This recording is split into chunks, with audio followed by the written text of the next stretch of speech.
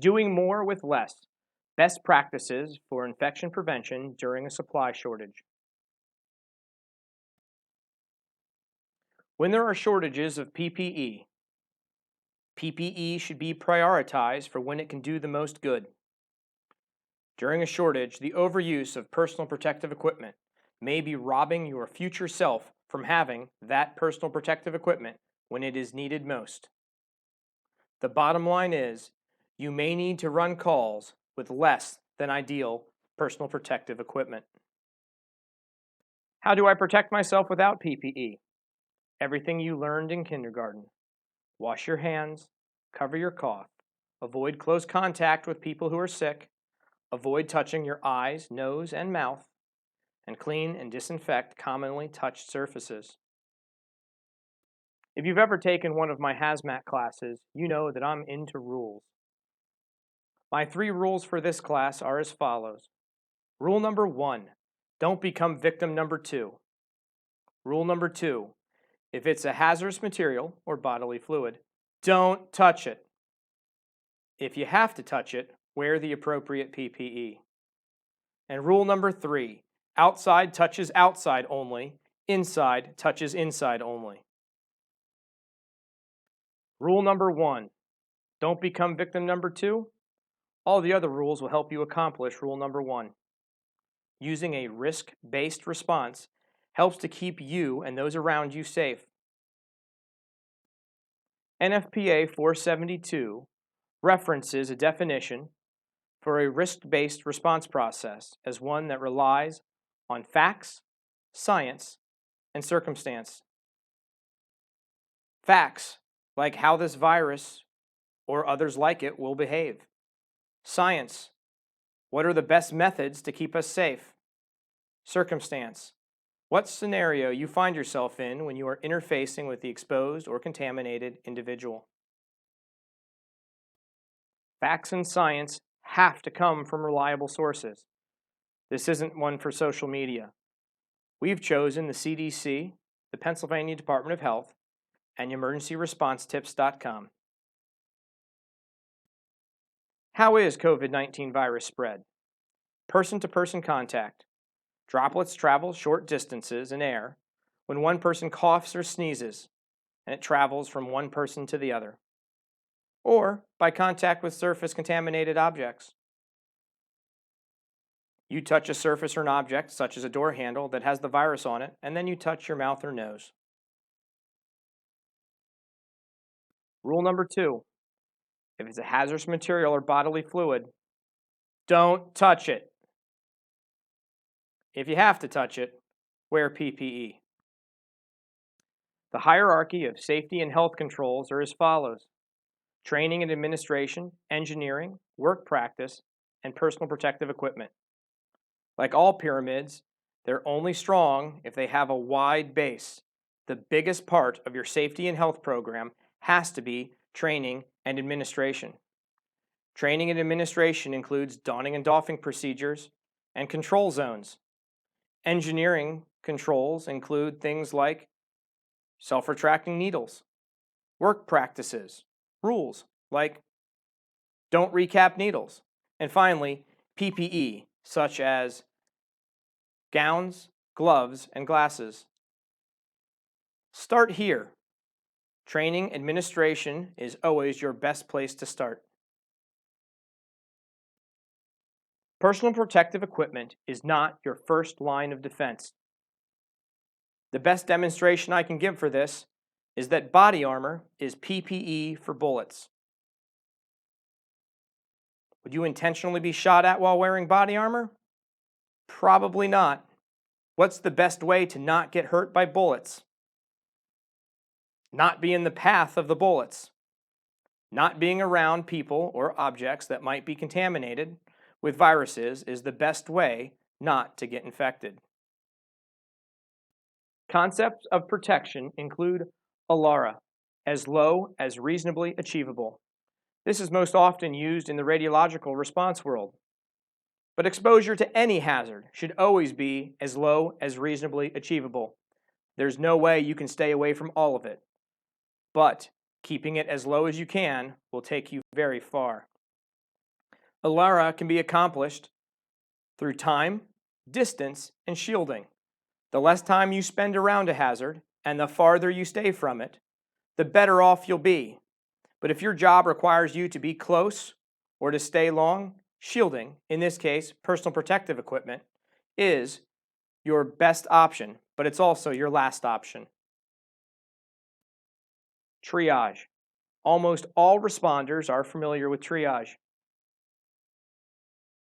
Imagine for a moment that you are a single provider responding to an active shooter event. You only have one tourniquet left and two patients.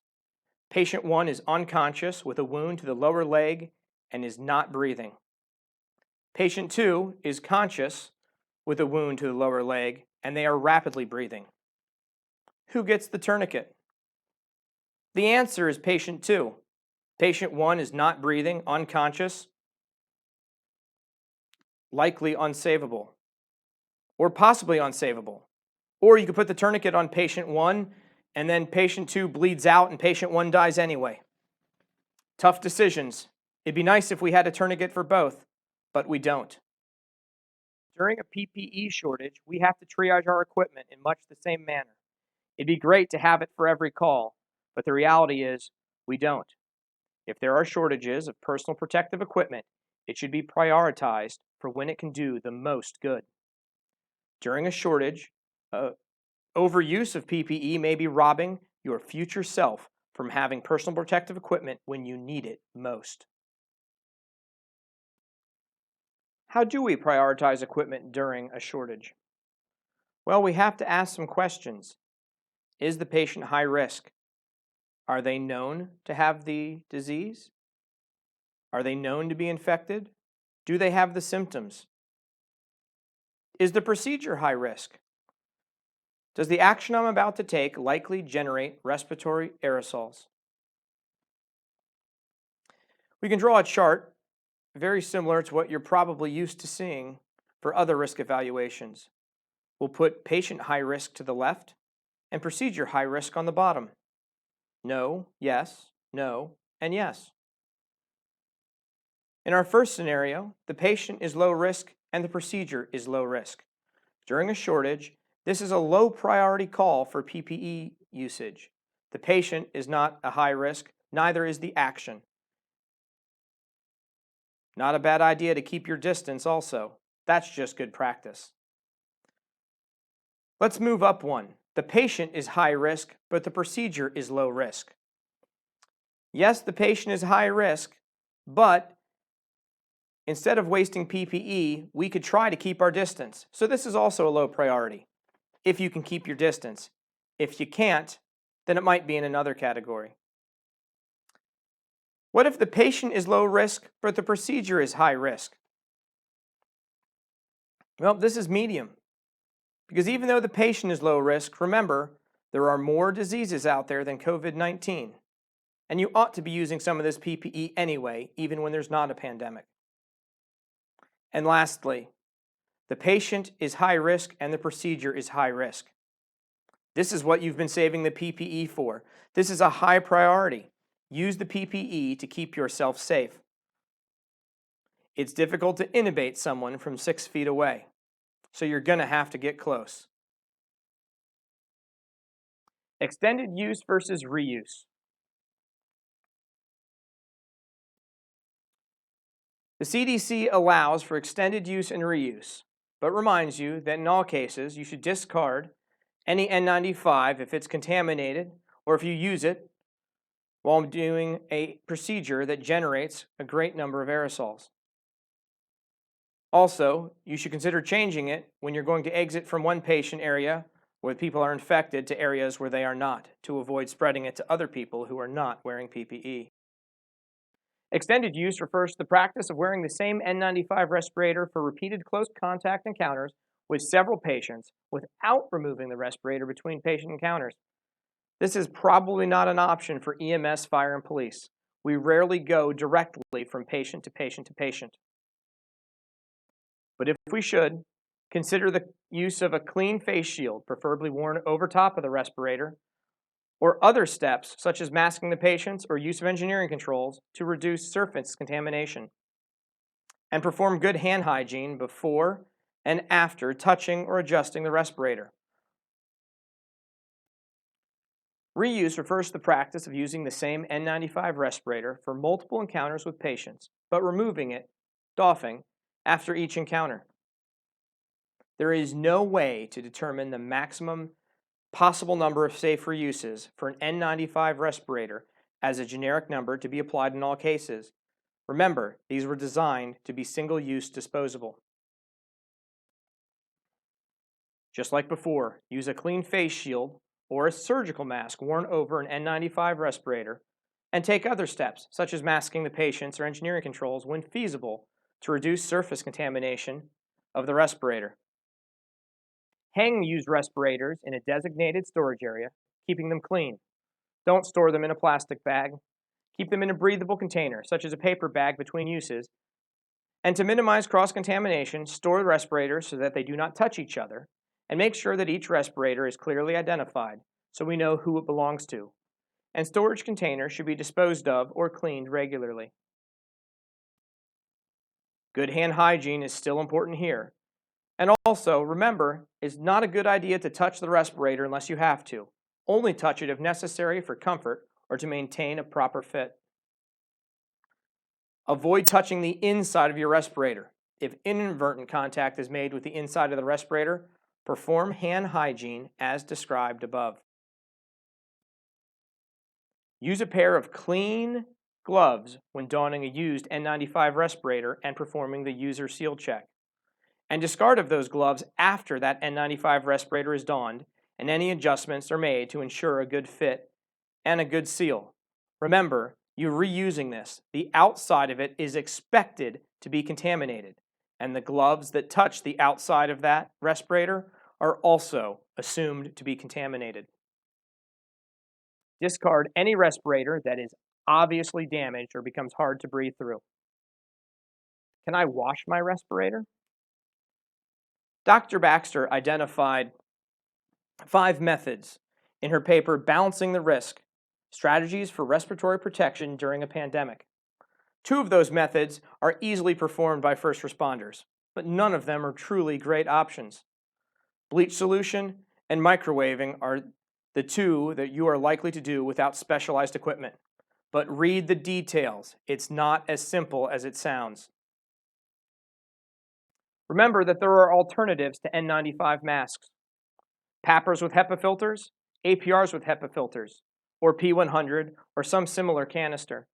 These items are reusable and are much easier to disinfect.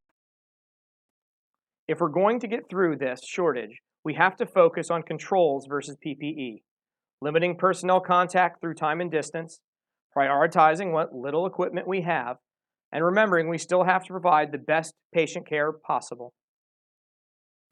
Rule number 3, outside touches outside only, inside touches inside only.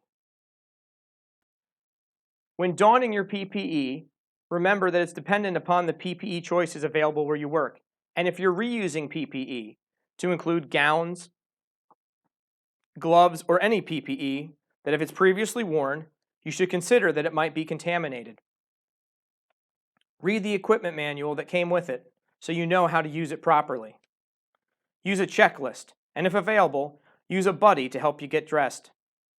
Remove all personal effects that you don't need to take with you: pagers, wallets, watches, cell phones. If you don't need it, why risk getting it contaminated? Put on your PPE so that it is set up for easy removal. Use of inner gloves and making sure everything has the right fit will make it easy to take it off. You don't want things that are too tight, but you also don't necessarily want them too big either. And inspect for damage before going downrange into the hot zone. It will also be dependent upon the type of PPE that you have. Inspect for damage before removal. If you have a tear, better to find it now than when you're starting to take it off. Incorporate with decontamination or disinfection. For more information on this, you can check out Dr. Baxter's website, emergencyresponse-tips.com. Use a checklist and a buddy if available. Remember, remove respiratory protection and inner gloves last. With gloved hands, outer gloves only touch outer parts of the suit, and inner gloves only touch inner parts of the suit. Here's a basic doffing process. Step 1, remove the face shield. Pull up, out, and away from your face. Step 2, remove the gown. Pull down away from your face, slowly turning inside out. Step 3, remove the outer gloves. Remember, the goal is to keep your inner gloves clean. Step 4, remove the mask. Pull down, out, and away from your face. Lastly, remove inner gloves, and remember, the goal is to keep your hands clean. And once you're done doffing, go wash your hands. Circumstances. For police officers, consider that a traffic stop or an incident no longer in progress may not require you to get up and close and personal. Keep your distance. Consider writing down information in place of taking documents. Remember, traffic is a bigger hazard than COVID-19. For police officers, there's other PPE considerations. The downside of PPE is that gowns block access to your equipment that you might need at a moment's notice. Boot covers create slip, trip, and fall hazards. Gloves, have you trained to operate all your equipment with them on? Recognizing what hazards that are bigger than COVID-19 will be important to you. You don't want to get PPE in the way of saving you from bigger hazards that could take your life in an instant. For the fire department, auto alarms and investigations. Keep your distance. Ask the homeowner to wait in one spot or outside. Take the minimum crew or equipment necessary inside to get the job done. For vehicle accidents and rescues, keep your distance. Not everyone has to be up in the thick of it. Place a mask, if they can tolerate it, over the victim in place of a mask for each crew member. This saves your limited supply. And where possible, you could use SCBA or an APR in place of a disposable mask if needed and the circumstances allow. For EMS, you've got the toughest road in all of this. You can't always keep your distance. You're trapped in the back of a small ambulance. But keeping your distance when you can will keep you safe.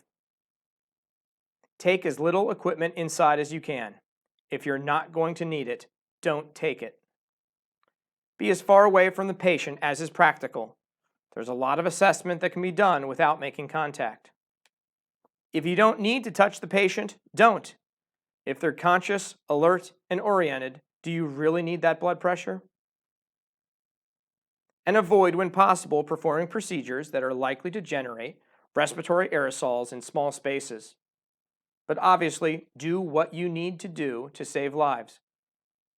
And prioritize what equipment you have. Check with your supervision to find out how you're going to apply these to your organization. A final recap. NFPA 472 recommends a risk-based response process based on facts, science, and your circumstances. Like how viruses like COVID-19 behave, what are the best methods to keep us safe, and the scenario in which you are interfacing with the exposed or contaminated individual. Facts and science need to come from reliable sources, not social media. And when there are shortages of PPE, it should be prioritized for when it can do the most good. During a shortage, overuse of PPE may be robbing your future self from having PPE when it is needed most. You may need to run calls with less PPE than is ideal, and that's the bottom line. We hope you learned something today. If you're watching this on YouTube, more to follow should include videos like our hour-and-a-half-long presentation with more details on this topic, and eventually other videos showing how to don and doff different types of ensembles. Thank you and have a wonderful day.